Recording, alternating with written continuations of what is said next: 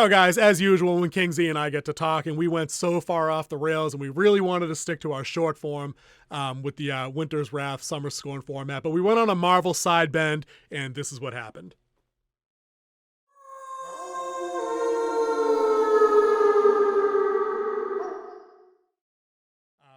Dude, are you looking forward to watching this show week to week? Like, I was looking forward to The Last of Us week to week, even if the last week was a downer for me. You know what I mean? I still wanted to see more. What do you think about this show like that?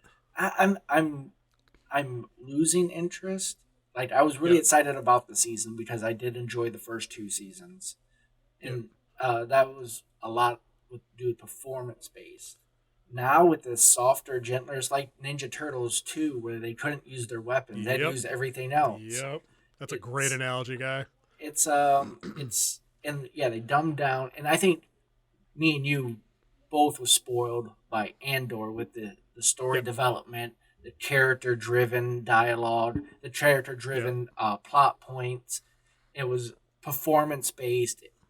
It didn't need Star Wars to be a good story. It made Star Right. Wars a good. It just blended in, and I think that having that new bar set is kind of putting a lot of pressure on the show, and you noticing that the dialogue isn't really there, the plot points aren't really there. And the problem was that we thought the Mandalorian was so good with season one, season two, and I'm not taking anything away from it, but it's because the bar was set so low before it came. Sequel Man, trilogy. Yep. Mandalorian came in and saved Star Wars. It Yep. really did. It took it back to its roots, and I will be forever grateful for that. But I think now that we've seen what Star Wars can be without Mm-hmm. space wizards and light swords, uh, I think we wanted a little bit more. We wanted just a little bit more from our show. And Disney, once again, is failing to deliver, just like they're failing to deliver on everything else that they own right now. I mean, I think Yeah. this is the first year in 35 years or more that Disney's going to come in with a loss. Hmm. Yep. I mean, we can see it too. Like, if you, I know you don't track a lot of the like the entertainment news, like the way on the way I do it. If we got a minute, we'll talk about this real quick. Um, the stuff that I had mentioned before that looked like they still might be on the burner for these guys, they're done. There's stories out as early as today that the Ryan Johnson trilogy is officially mothballed. Like that's a done deal. Like whatever contract that was has been fulfilled. It's been paid out. He's no longer up for doing a single film, let alone a trilogy. But in a little bit of more interesting news, I thought there's stories out there now that the head producer on the Leslie Headland show, The Acolyte, the one that's suing them, that whole thing is now exploded into a kind of kerfuffle where now Bob Iger is calling in Disney's corporate attorneys to audit the books over at Lucasfilm because they can't account for a certain amount of money that's being paid out on a show that other execs around the food chain higher up than Kathleen Kennedy were not aware that anything had made it to that point in production. And the producer that they're now having the legal issues with is probably in a position to really put the screws to them to kind of expose that as having, they have payroll that was the result of money being moved around through various accounting practices, but they don't even have a sizzle reel to put up for that kind of thing. But I've heard for a year that this show's in the can, it's almost done, it's ready to go, it's Christmas 2023, you know what I mean? And there's no shot. So it's not looking good over there at Lucasfilms at all. Did you maybe you heard this though too? They Disney Plus has also canceled the Indiana Jones series, not Indy 5, but they had a Indy Plus series where there was going to be more of that baton passing to like a legacy bestest ever kind of character, if you know what I mean. Yeah. That's also been shelved. So their heads are rolling. We get the Victoria Alonso at Marvel out of a job, out. There's There's people another being big pieced out. head. There's also rumors of another big head of Marvel leave that Oh, dude, they're could be uh Feige's. It legitimately could be Kevin Feige's, I bet. Like, they've taken a bath through phase. Well, not that this is a phase 4 video, guys. We're still leaving soon. But yeah, dude, they got crushed on that.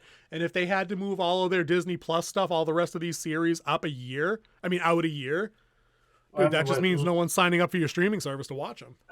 was it They're in trouble. what was the Nick Fury one that's supposed to be coming out? Secret Invasion or Is something? that secret? That was Secret Invasion. Yep. Secret Invasion, Loki, all of them been put on Yep. hiatus indefinitely. Yeah, dude. Echo, Daredevil Reborn, Daredevil you said Reborn is Secret of still on timeline. That one is still on but I don't. timeline. Are you sure? I Yep. thought I heard that it was not that shooting or that it's still pre-production and is not in shooting. I could be wrong. I'll defer to you on this one. The ones that I saw, it was Loki and the Nick Fury Yeah. one that have been put on a permanent hiatus, but Daredevil Reborn they're banking on that to be their new Yeah. Rudolph series. They better hope, because I tell you what, no one's signing up to Disney Plus to watch Agatha or Echo or Ironheart. They're just not. I think Or She-Hulk season 2. That's never happening. Yeah, Agatha's been next. Yeah. What was it? Suit Wars. That's been that's been Armor Wars. Armor That's Wars. been reconfigured into a feature film length. That's been completely and that's nixed. on hold. That's been completely. Oh, has nixed. it? Yep, that one's gone. I thought it was just on hold. Also, same because they were talking about what's his name, Don Cheadle, that his contract's been. Because they've removed a movie off of his contract, and that was the one they're removing. And done, dude. Anybody at this point that's trying to tell you that it's toxic fan response to making this happen is living in a very happy delusion, because we didn't make them have their projects fail one after the other. If there were enough of you guys out there that enjoyed it, you would tune in week to week. You'd buy the t-shirts, you'd buy the toys for your kids, you'd show up to the movie. And I'm not trying to say anything negative about Ant-Man 3 because I haven't seen it, but the numbers don't lie. When you're talking box office gross, they can't blame the pandemic anymore. Top Gun Maverick made $1 trillion a year ago. John Wick is burning the box office right now. Absolutely going to torch it with like early ticket release. Like I looked around online for like tickets in our X Plus theater, like the nice one with the recliners and shit. Dude, I can't get a ticket Friday, Saturday, or Sunday out here where I am for John Wick 4. Yeah. So you would think a movie that has the pedigree of a Marvel franchise, especially a likable one like Ant-Man. Yeah. Like Ant-Man, not quite Thor, not quite Captain America, Iron Man, but he's above Captain Marvel in the pecking order of whose stars are likable, and he got bounced from the box office. He was at our X Plus theater in the good theater for 2 weekends. 2. And then he was gone into the regular theater. They're hurting, dude. They're hurting. I don't know what else we can say about that.